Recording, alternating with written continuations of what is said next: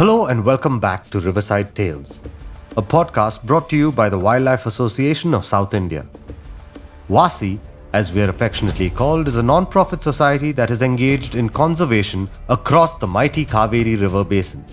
I'm your host Mario Jerome, and on this channel, we bring you stories of real experiences from real people about India's fabulous waterways and the rich wildlife they sustain. Today, Indian wildlife conservation has come a long way, but the evolution of our wildlife policies is still a much debated topic. As India matured into the great nation she is today, many of her wildlife policies advanced as well.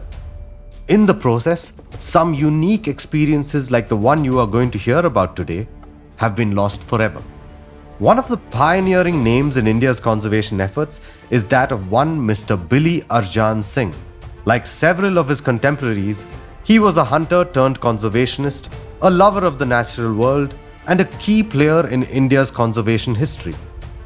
The story you are about to hear was recounted by Mr. C.V. Gopinath, an avid wildlife enthusiast himself and a contributor to the Wildlife Association of South India. Of a man, a dog, and a leopard.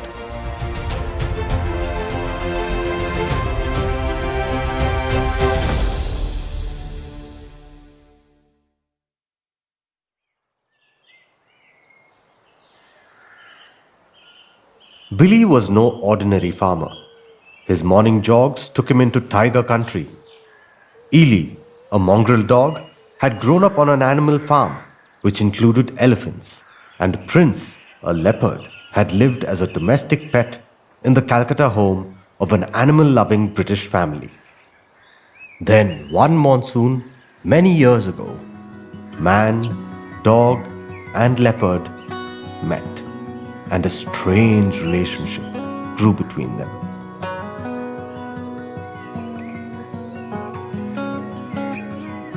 I'm not sure yet whether to write about the man or his leopard or his dog. They were all linked together by a curious crossing of lives there at the edge of the Uttar Pradesh forest where they lived. He was large and strong, a pioneer in several ways, and his name was Arjan Singh, though he was better known as Billy. He owned farmland and a string of whitewashed bungalows by the jungle stream Soheli that flowed through the Dudhwa forest. He called himself a farmer, but his morning jogs were into tiger country, and that was where his heart lay. He was a lover of wildlife, and it had brought him to the doorstep of thick, lush Terai forest. The leopard came from the village of Gatsila, near Jamshedpur, where some villagers had picked it up as a cub after killing its mother. It was sold to a cook for ₹10 and finally found itself in the Calcutta home of an animal-loving British family. Here it grew up among a deer, a porcupine, a stable of horses, and some apsos, until it grew too large to stalk about a home. Billy, hearing of it, offered to take charge of it. He had certain plans. The mongrel dog Eelie had strayed to Billy's doorstep one Christmas. It was an intelligent russet creature that soon adapted to life on a farm where the largest beasts were Billy's 2 elephants. Man, dog, and leopard met one monsoon many years ago. The leopard, which Billy called Prince, had lost most of its wild instincts after its domesticated cubhood. The train journey from Calcutta to Lucknow and the other little sojourns that succeeded had left it edgy, frightened, and nervous. It took some time for it to begin to feel easy in the new green freedom that surrounded it. The only thing was that it looked like the leopard was secretly in awe of the dog. In Prince's early days, Eelie apparently played surrogate mother to it. A strange relationship grew between them, and though the leopard soon was larger, stronger, and swifter, it somehow seemed to respect Eelie. Billy and Prince had an even more extraordinary relationship. He planned to help Prince gradually rediscover its wild instincts and return to the jungle. That he loved his unusual pet was clear. He was almost a father to it, and Prince returned the trust in touching, almost kittenish ways. This was what I saw when I reached Billy's jungle-side home, Tiger Haven. A leopard with a human father, and well, a dog for a mother. By that time, Prince was a full-grown cat, though only 2 years old.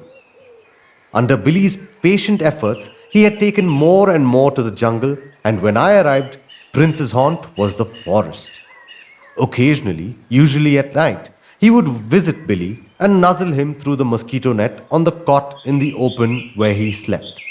Billy was pretty sure that Prince was the only leopard in Tudhwa forest. This meant that it faced a threat from the several tigers that prowled the area.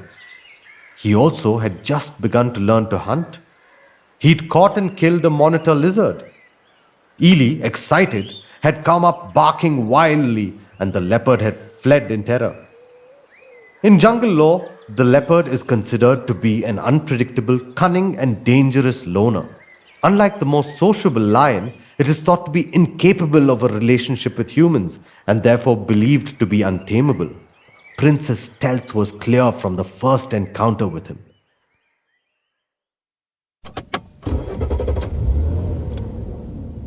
We drove into the jungle in Billy's jeep just after sunrise. The jungle's morning symphony of birdsong was just beginning, and the air was crisp and cool. We rolled down a narrow track on a carpet of leaves, wet with dew, and then stopped. To our left stood a cabal of jamun trees, and in the ring they formed was a treehouse. A magnificent leopard watched us from there, motionless. A little later, we watched the unique relationship between man, leopard, and dog in action. Getting off the jeep, Billy led us into the jungle towards a sandbank by the Soheli. Here, the treetop canopy was so thick that hardly a pincer of sunlight came through, and I had the feeling of tiptoeing through a soundproof glade of shadows. Where was Prince? There was no clue. Till suddenly I rounded a thicket and nearly stepped on the leopard. For a moment I stood rooted to the spot in panic, but obviously Prince was not very interested in me.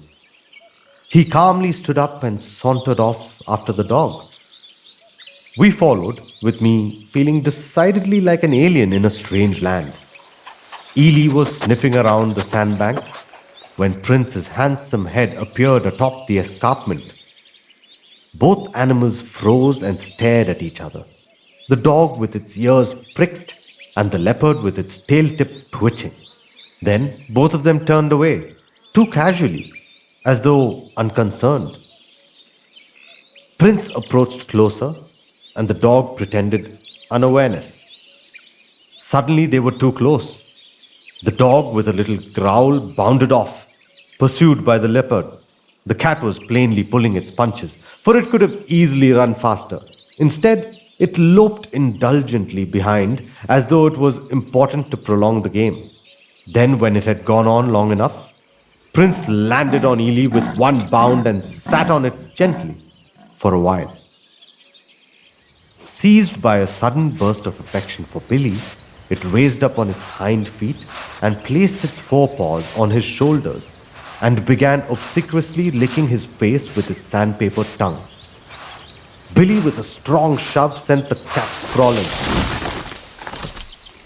I held my breath. Surely no leopard would abide such rough handling. But Prince landed on his back on the sand, put his paws up in the air, and waited unashamedly for someone to come and ruffle his underbelly. That morning, I watched a most unusual harmony at work, and had a feeling of being in touch with a very honest, very real world. I visited Tiger Haven twice after that occasion to write about Prince's progress. As the months and years drew by, Prince gradually regained his wild nature and returned to the jungle that was rightfully his. Billy observed with some sadness, I think, that the leopard seemed to have lost its memories of cubhood and soon seemed to forget Billy. Some mornings, Billy would find pug marks showing where a leopard had sat all night near Tiger Haven, just watching. Billy followed his protege's progress and recorded that Prince had mated and produced a litter. I'm not very certain of the end of the story, as I lost touch with Billy. The memory I still carry is one of my own personal brush with Prince one morning at 3. I was lying on a cot on the terrace. It was cool and I had a thin sheet around me and was sleeping well. Suddenly, I was roused by the bed shuddering. A little puzzled, I opened my eyes and looked into the underbelly of the leopard, who was standing astride my face. It was my 3rd day at Tiger Haven, and Billy had warned me that leopards are intensely curious creatures. Well, Prince had apparently decided to satisfy his curiosity. In my heavy-lidded state, I decided this was Eelie and tried to push it aside. It was only when I finally succeeded in sitting up that I realized who my visitor was.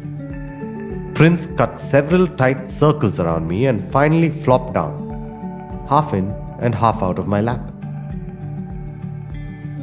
I wish I could have felt scared then, but at that moment, sleepily watching this beautiful, silent, graceful cat, I only felt a sense of wonder.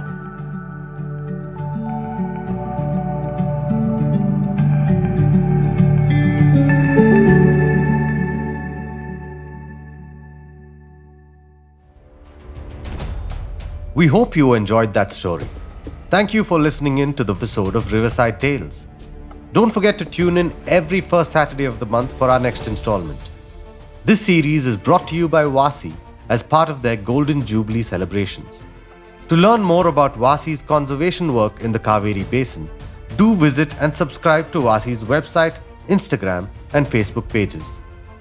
If you liked what you heard today, please do follow the podcast. Give us a like or a quick review, and do share the podcast with your friends. From me, Mario, and our producer, Arvind Raj, a very goodbye until the next episode.